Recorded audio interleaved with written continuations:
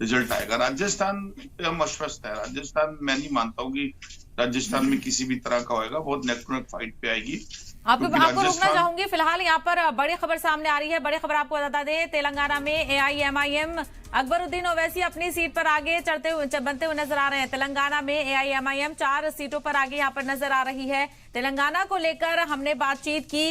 अकबरुद्दीन ओवैसी यहाँ पर अपने सीट पर आगे चल रहे हैं, तो जी सलाम पर सबसे तेज नतीजे आपको पहुंचा रहे हैं।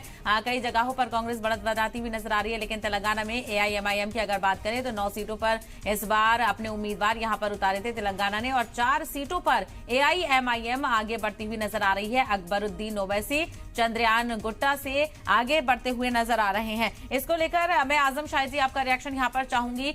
जिस तरह से एआईएमआईएम ने जिन सीटों को चुना हुआ है, जिन सीटों पर वो बरकरार लगातार बनी हुई है, इस बार कहीं ना कहीं थोड़ा सा फ्लक्चुएशन यहां पर भी देखने को मिल सकता है, क्योंकि बीआरएस को अनऑफिशियली वो सपोर्ट करती है, लेकिन फिर भी बीआरएस की तरफ से तमाम तर लीडरान उतारे गए इन सीटों पर भी। तो क्या ये एक वजह हो सकती है कि थोड़ा बहुत यहां पर इसका फ्लक्चुएशन देखने को मिले?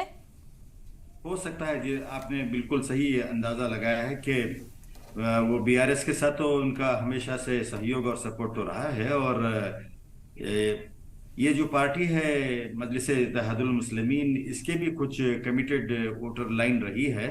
उन लोगों ने तो उसको वोट दिया ही है, बट मुझे नहीं लगता कि जिस तरह का पहले उन्होंने अपना जादू चलाया था वो इस बार काम आएगा, और इसके लिए इनकम्बेंसी फैक्टर भी मुझे नजर आता है। और यहाँ लहर अब तक के जो नतीजे सामने आ रहे हैं उससे तो लगता है कि कांग्रेस आगे चल रही है, और एमआईएम के हवाले से भी लोग, मुझे लगता है कि एक अलग सा चेंज की तरफ चल रहे हैं, ऐसा मुझे लग रहा है जी।